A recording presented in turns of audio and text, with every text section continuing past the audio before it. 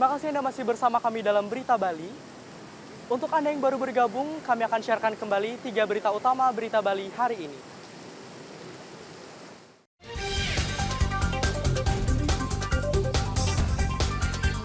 Menjelang bulan puasa dan nyepi, harga cabai dan bawang di Pasar Kuta 2 Badung naik.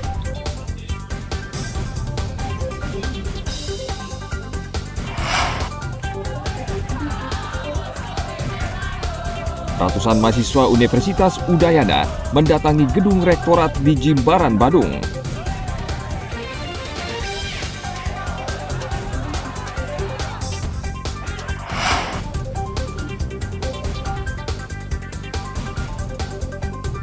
Sebanyak 124 warga negara asing mengajukan permohonan KTP Bali di Kabupaten Karangasem.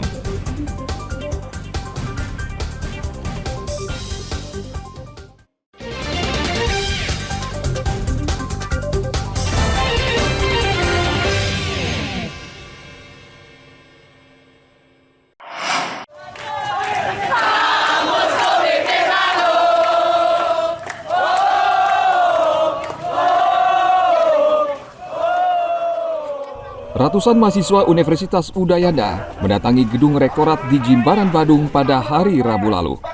Perwakilan mahasiswa kemudian menyampaikan aspirasi serta membentangkan sejumlah poster dan spanduk. Mereka mengecam dugaan tindak pidana korupsi yang diduga dilakukan oleh Rektor UNUD dan 3 orang staf. Mahasiswa juga menyampaikan sejumlah tuntutan seperti peningkatan fasilitas kampus dan kualitas dosen. Pihak rektorat kemudian menggelar pertemuan dengan mahasiswa di gedung Auditorium Widya Sabah. Pembangunan ya secepatnya, yang belum selesai kan saya sampaikan tergantung sumber daya finansial. Ya. Kemudian masalah sistem SPI kita sepakati sesuai berita acara tadi. Terus SPI ini kan dituntutnya ada transparansi, Pak. Seperti apa, Pak, dari WR sendiri? Ya, transparansi. Kalau ada mahasiswa, perwakilan mahasiswa yang menanyakan ke kami, ya kami akan buka sesuai dengan kondisi yang sebenarnya. Terus untuk ini apa, pertemuan hari Jumat itu seperti apa dengan Pak Rektor, Pak? Itu kan Pak Rektor yang punya jadwal itu akan menjelaskan, mengklarifikasi terkait dengan status beliau sebagai tersangka. Pak, tanggapan dari Rektorat sendiri dengan penetapan Pak Prof. Antara sebagai tersangka seperti apa, Pak? Ya, kita prihatin aja, tapi kita akan tetap mengikuti proses hukum yang berjalan. Jadi ya, saya tidak mau mengkomentari atau menyalahkan salah satu, saya tidak mau.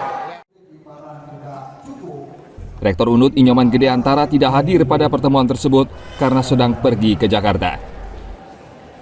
Pertemuan antara mahasiswa dengan rektor direncanakan akan berlangsung pada hari ini. Sebelumnya, Kejaksaan Tinggi Bali menetapkan Rektor UNUD Inyoman Gede Antara sebagai tersangka kasus dugaan korupsi SPI. Nyoman Antara diduga merugikan keuangan negara senilai 443 miliar rupiah. Kejati Bali juga telah menetapkan 3 tersangka lainnya yang merupakan pegawai Universitas Udayana. Tim Liputan melaporkan dari Kabupaten Badung.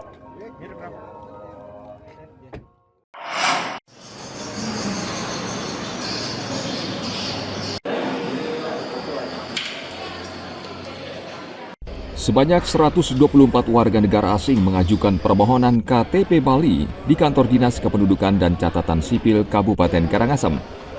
Dari jumlah tersebut yang telah memenuhi persyaratan sebanyak 23 orang. 23 KTP warga asing tersebut telah dicetak dan diserahkan kepada yang bersangkutan. WNA yang bisa memiliki KTP harus memiliki kartu izin tinggal tetap dari imigrasi. Dari pengajuan untuk ke sebanyak 124, tapi KTP yang sudah tercetak sampai saat ini adalah 23 KTP. Yang belum berarti 101 KTP yang belum tercetak. Yang sudah keluar tuh sudah memenuhi persyaratan, Pak? Sudah memenuhi persyaratan. Kita tinggal sudah masuk ke KK sudah. Oke. Jadi persyaratannya dari kita? Dari kita menjadi kita baru bisa menjadi memiliki KTP orang asing. Oke, ada rekomendasi juga Pak dari imigrasi, Pak? kitabnya itu, misalkan dia sesuai dengan permohonan, terus dia sudah memiliki kitab, baru bisa diproses.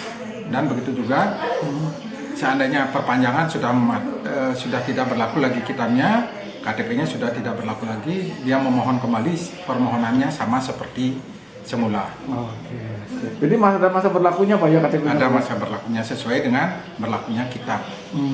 Oke. Habis masa kitabnya, Habis masa KTP-nya tidak berlaku lagi. Masa berlaku KTP warga asing sesuai dengan yang tertera di kartu izin tinggal tetap. Jika masa berlakunya habis, mereka harus mengajukan permohonan kembali di instansi terkait. Tim Liputan melaporkan dari Kabupaten Karangasem.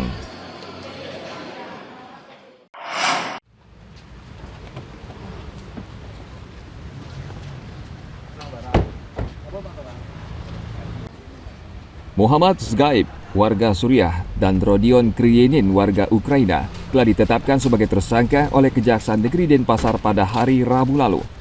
Kedua warga asing pemegang KTP Bali tersebut dijerat dengan Undang-Undang Pemberantasan Tindak Pidana Korupsi.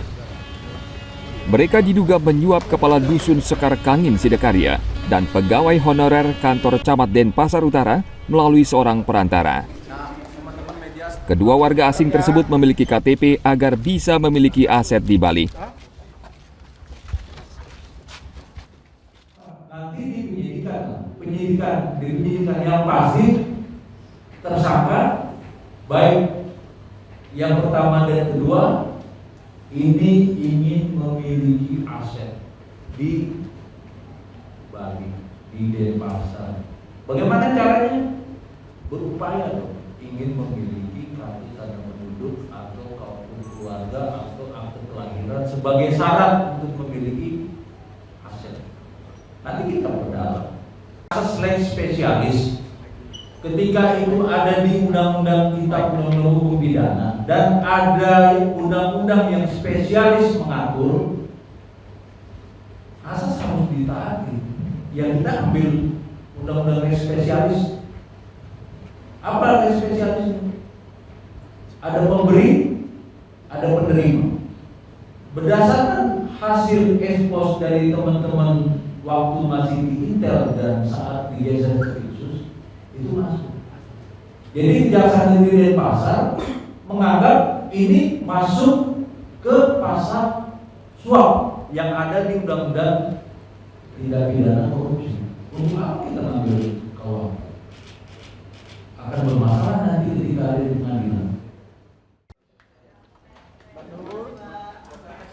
Kasus ini terungkap setelah petugas gabungan menggelar razia di Pemogan Denpasar. Petugas kemudian menangkap dua warga asing yang dicurigai memiliki kartu tanda penduduk Bali. Arianto Hutapea melaporkan dari Kota Denpasar.